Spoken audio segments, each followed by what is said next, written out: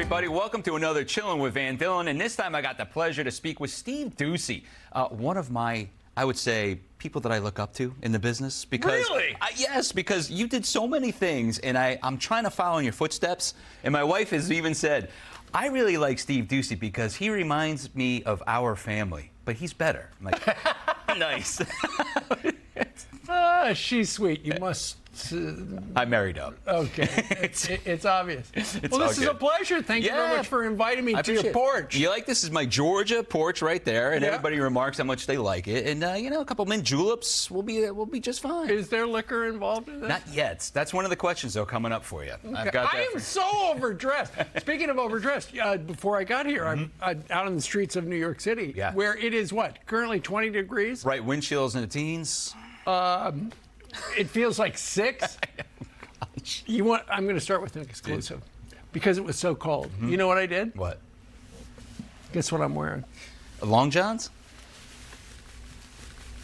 Yes, the long johns. And look at that. You get the thermal socks. Ski socks. Oh my God! All the right. man comes prepared, and you knew it was coming too. I mean, this is amazing. I don't know if you realize this. Yeah. But my first job in television, I was a weekend weather guy at KTSB in Topeka, Kansas. I saw that. Yeah, you grew up in Kansas. You're born in Iowa, grew up in Kansas. I'm not in Kansas anymore. You're definitely not. And my first question when I thought about that was, how many tornadoes did you see growing up as a kid? Oh, all of them. Did you? You saw all of them. I saw a couple of them.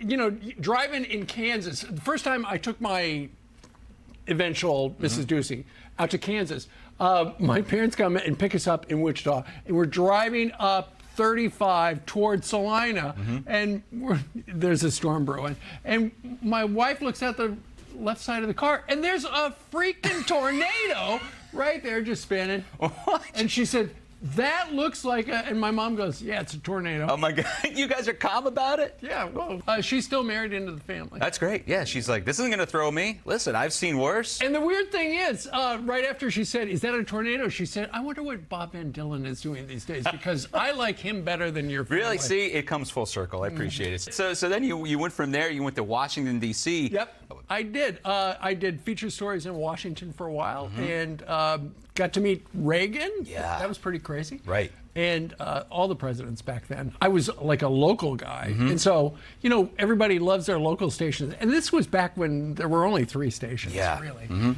And, you know, I would meet the president at things, and I was like just his local guy. Absolutely amazing. Hey, there's Steve from Channel 4. Hello, Mr. President. Steve, do you have a question for me? So like that? It was kind of like that. That's terrific. So from there, you go up to Fox News, and you got to Fox News early. You're an OG, like 1996, right? Yeah, I am. And you did the weather for a little bit, too. I did. I remember watching it. I was like, oh, yeah, okay, Fox News got weather. I love it. Back in the day. Back in the day. It wasn't that far back, really. Well, and in the beginning, when we started, the bosses said, you know, people don't understand what the L means or what the H means and what the hell are those lines? So they said, just make it easy. So I said, okay. And so my approach to weather, and I did take meteorology in college at the University of Kansas, serving the people of Kansas. I tried to make it as easy. I wanted people to know how hot it was going to get, how cold it was going to get, and if it was going to rain. And that's kind of all I did. In fact, Bob, right now we're in Studio A. Yes. This is where we used to do Fox and Friends. Really, right here? Right here in the studio. It's got some good karma to it. We had the set right there. In the beginning, so it was me, Edie, and Brian. And we had this crazy desk. One of the designers came up with this thing because it's 3 people. It's like, what are we going to do? Right. So it was a desk, and it had different arms. It had a bunch of different arms at different levels. And we called that the pentapus because there were like, whatever number, 5 arms on this desk, and we would each put our coffee on different things. That's great. You've interviewed so many people, Steve. That's one thing I love to watch you do. And you're still doing it now, going across the country. Yep. Was there anybody ever that made you starstruck right off the bat? I've met like a jillion people, but, you know, it was actually in the studio, man, probably 10 minutes ago when you walked in. Late 90s. Henry Kissinger. Oh, no way. Because he's sitting next to me, and I'm thinking, this is the guy that supposedly, you know, he was Secretary of State with Nixon. Yeah, Nixon. And they were like praying over different stories about him. And, you know, I'm asking him about stuff. He seemed like a very nice man. Right. And at the end, because Fox and Friends was a very light program, a breakfast show, I gave him one of the pieces of branded memorabilia we had, which was, at that point, the Fox and Friends soap on a rope. And he goes, oh, you know, here's a guy who gets the keys to the city and Nobel Peace Prize and stuff like that. I give him soap on a rope. He goes, thank you, Steve. Where do I put soap on a rope? You know, Bob, I'm surprised you didn't bring up the fact that I was behind your biggest viral moment. Yes, you were. Dude, what are you doing? What are you recording? Some lady is stuck in a flooded street in a car. The water's up to here. And rising. Bob's up, you know, in the good light, trying to get a good face, a good live shot. And I said, that lady is screaming. Go back and save her life. What's wrong with you? You call yourself a man? And then what do? You go back there. You're waiting. Of course, we're all positive you'll be electrified by the equipment.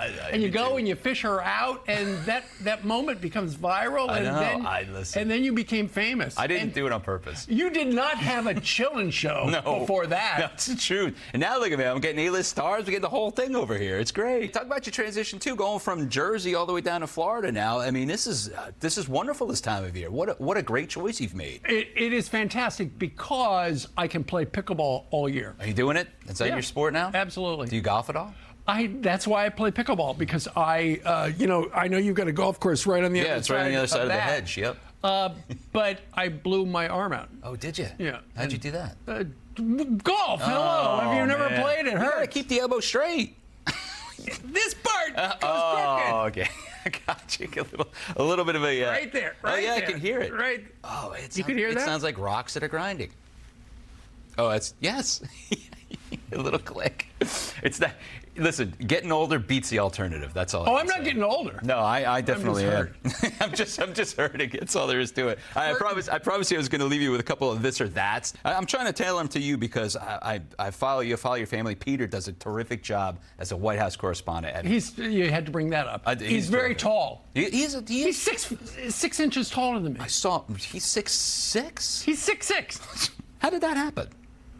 Talk to his mother. Okay. Golly, I mean, she likes you better. I know. My wife likes you better too. It hurts me, but all right, this or that. Jayhawks or Wildcats?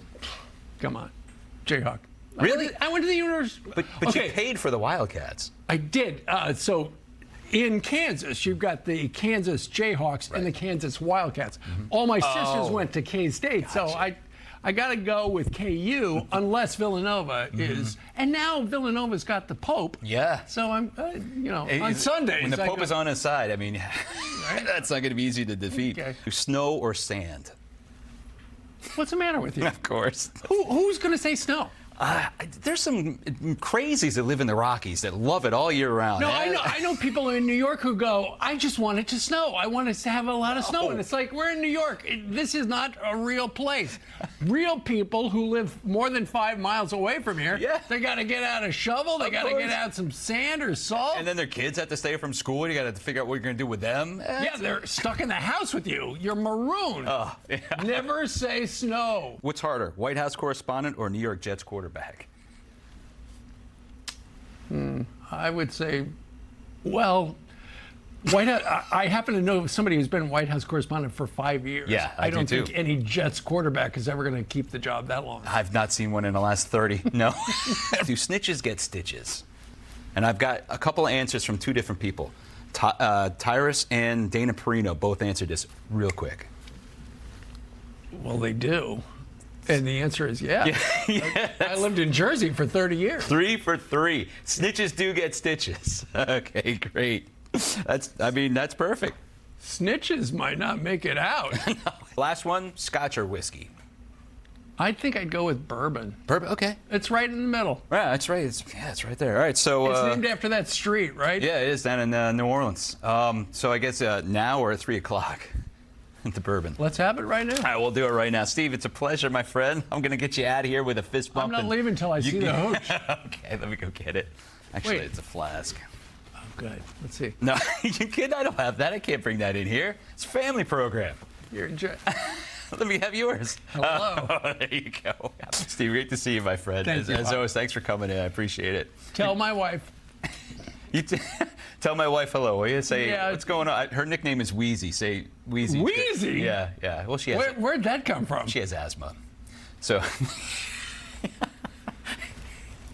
That is in such bad taste. we've been married for 25 years. You can't call your wife Wheezy. Did you hear what she calls me? What? I can't tell you on the air.